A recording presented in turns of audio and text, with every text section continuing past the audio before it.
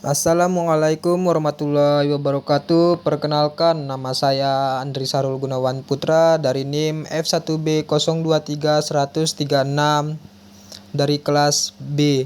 Saya di sini akan menjelaskan tentang judul buku saya, yaitu Yang Telah Lama Pergi. Halamannya itu berjumlah 444. Penerbitnya dari PT Sabak Grip Nusantara, Kota Depok, Jawa Barat. Dan tahun terbitnya itu 2023. Nama penulisnya adalah Terelie. Yang pertama itu kita disuruh mencari pendahuluan tokoh dan karakter dalam cerita. Yang pertama itu Masud. Dia itu cerdas, tekun, pemberani, pantang menyerah, dan selalu ingin tahu. Kedua, Ramsud, setia, pemberani, pendendam, dan penuh rasa ingin tahu. Ketiga, Biksu Singh. Dia itu bijaksana, tenang, penuh teka-teki, dan berwawasan luas. Yang keempat tuh Pembayun. Dia itu cerdas, kreatif, pandai bicara, dan memiliki masa lalu kelam. Yang kelima itu Raja Perompak.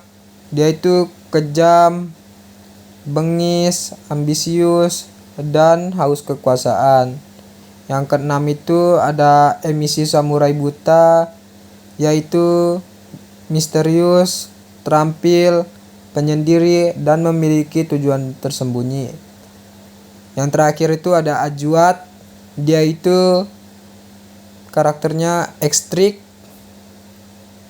atau eksentrik, sakti, dan memiliki rahasia besar. Ya, selanjutnya saya akan membacakan kembali judul buku yang saya baca, yang bernama Yang Telah Lama Pergi, yang ditulis oleh Terelie. Setahun lalu, di jantung kota Baghdad yang ramai, tepatnya di tahun 1270 Masehi, di sebuah rumah keluarga terpandang kota Baghdad, seorang kartografer atau ahli pembuat peta bernama Mas'ud sedang bersusah payah membujuk sang istri yang tengah mengandung anak pertama mereka. Malam itu, Mas'ud telah membulatkan tekad untuk berangkat menyelesaikan peta Pulau Suwarna Dwipa atau Sumatera yang merupakan wasiat terakhir sang ayah sebelum mengakhiri napas terakhirnya. Sekuat apapun istri Mas'ud melarangnya pergi, Mas'ud sudah tetap pada pendiriannya. Terlebih lagi, hari itu adalah bulan-bulan terbaik untuk melakukan perjalanan. Saat itu, Mas'ud adalah ahli kartografer terbaik di dunia, dan demi meneruskan jejak sang kakek dan ayahnya, Mas'ud siap membelah lautan dalam waktu lama untuk membuat peta Pulau Suwarna Dwipa yang paling detail. Peta yang akan dipakai ribuan tahun kemudian, bertahan saat cahaya matahari membasah pucuk menara bangunan kota Baghdad. Mas'ud pun berangkat. Semuanya berjalan sesuai keinginannya. Semua logistik dan peralatan membuat peta ia telah naikkan ke atas kapal. Perjalanan Mas'ud seharusnya mulus tanpa kendala. Cukup deburan ombak dan goncangan badai laut yang menjadi lawannya. Namun halangan yang ia hadapi ternyata lebih buruk dari badai lautan. Saat itu tiba di pangkal Selat Malaka, kapal yang ditumpangnya disergap oleh perompak. Semua barang yang dimiliki penumpang kapal dijarah oleh sang perompak, termasuk barang logistik, peta, dan alat-alat penting untuk menggambar peta milik Mas'ud. Kabar baiknya, Mas'ud melihat kapal perompak berlabuhan di pelabuhan kecil di gerbang Selat Malaka demi mendapatkan barang berharga miliknya. Mas'ud nekat untuk naik ke kapal salah satu paling besar milik perompak tersebut. Dan kabar buruknya, ia malah ketangkap basah diserang perompak. Kisah selanjutnya sudah ditebak. Karena dianggap sebagai mata-mata, Mas'ud akhirnya dikurung dan dipukul di atas kapal oleh perompak. Detik-detik menuju eksekusi, sungguh menegangkan. Mas'ud tak bisa membuktikan jika dirinya adalah pembuat peta dan bukan seorang mata-mata. Para perompak tertentu akan mudah percaya begitu saja. Beruntung sebelum pedang itu menikam teringat seorang biksu menyelamatkannya. Biksu tersebut bernama Biksu Singh. Sosok Biksu Singh di tengah para perompak terlihat dan terasa ganjil. Perjalanan panjangnya mencari kitab suci dan menjermahkan sutra di berbagai tempat di dunia membuatnya bertemu dan berteman dengan Remsud, sang raja perompak. Terheran jika Biksu Singh disegani dan dihormati di kalangan para perompak juga milik visi dan misi yang sama. Mereka memiliki dendam yang sama pada para pejabat dan orang-orang di lingkungan kerajaan Surwijaya. Ratusan bahkan ribuan perjalanan yang dilalui oleh Biksu Singh membuatnya mengenal banyak orang termasuk Mas'ud dan ayahnya. Belasan tahun silam, pertemuan itu membekas bagi Biksu Singh karena telah bertemu dengan keturunan pembuat peta terbaik di dunia. Biksu Singh tak salah mengenali Mas'ud. Asken bahasa hingga namanya Al-Mas'ud Al-Baghdadi begitu jelas di ingatan Biksu Singh sejak belasan tahun lalu.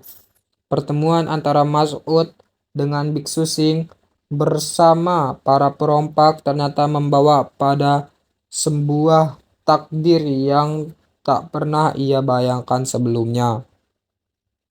Ia mungkin kebutuhan yang brilian, garis takdir yang memang harus terjadi.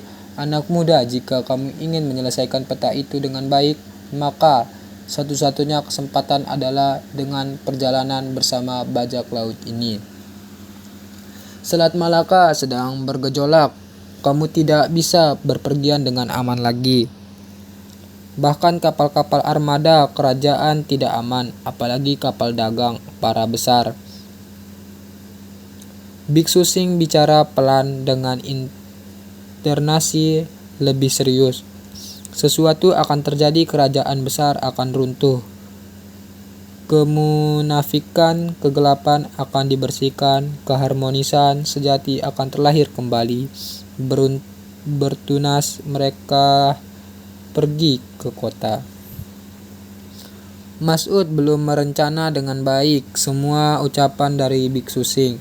Bagaimana mungkin ia harus melanjutkan perjalanannya membuat peta Pulau Suwarna Dwipa bersama para perompak sekaligus sang raja perompak atau Remasud. Di sisi lain, Mas'ud tak berani melakukan perjalanan bersama perompak, tetapi kata dari Biksu Singh tak bisa ia hiraukan begitu saja. Terlebih lagi Biksu Singh telah mengirim surat kepada Ramsud, raja perompak, untuk menerima Mas'ud menjadi bagian dari perjalanan sakralnya menuju kerajaan Sriwijaya. Siapa yang mengira jika titik awal perjalanannya membuat peta Suwarna Dwipa akan serumit dan semenegangkan itu. Setelah berpisah dengan Biksu Singh, Mas'ud pun berangkat menuju pulau terapung markas raja perompak. Di tempat inilah ia bertemu dengan Ramsud, sang raja perompak sekaligus otak utama dalam perlawanan melawan kerajaan Sriwijaya. Hari demi hari, minggu demi minggu, bahkan bulan demi bulan ia habiskan bersama para perompak, mengurangi beragam jenis medan di lautan, berpindah dari satu kapal ke kapal lainnya, bertemu dengan banyak sosok tak terduga, hingga ikut bertarung bersama kalangan perompak. Tak ada yang menyangka jika seorang ahli peta dari Baghdad berhasil menjadi pencetus ide dan strategi perang di tengah lautan luas. Pengetahuannya tentang selat, peluang, pertahanan, pulau, tanah, hingga cuaca membuat Mas'ud diandalkan oleh raja perompak dan para hulu balang. Pertarungan demi pertarungan melawan berbagai armada kapal, kerajaan Sriwijaya terus meletus sepanjang perjalanan menuju Palembang. Misi meruntuhkan kerajaan Sriwijaya harus tercapai. Dendam puluhan tahun silam harus dituntaskan.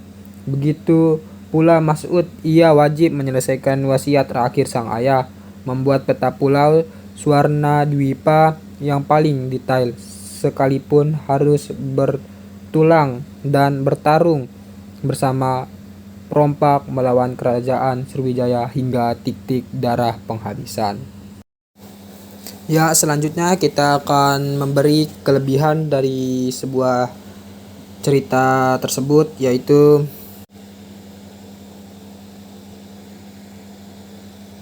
menggabungkan petualangan bajak laut, unsur sejarah, latar belakang kerajaan Sriwijaya, dan sentuhan fantasi. Yang kedua itu ada plot twist yang menarik. Terelie dikenal dengan plot twist yang tak terduga, membuat pembaca penasaran dan terus menebak jalan cerita.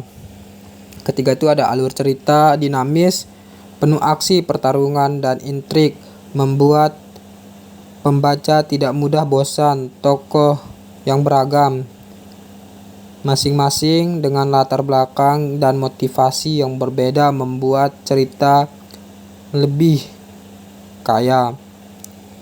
Terus ada bahasa yang mengalir. Terelie ini dikenal dengan gaya penulisan yang sederhana dan mudah dipahami. Pesan moralnya menyisipkan pesan tentang pentingnya persahabatan, memaafkan, dan mencari tujuan hidup yang sebenarnya.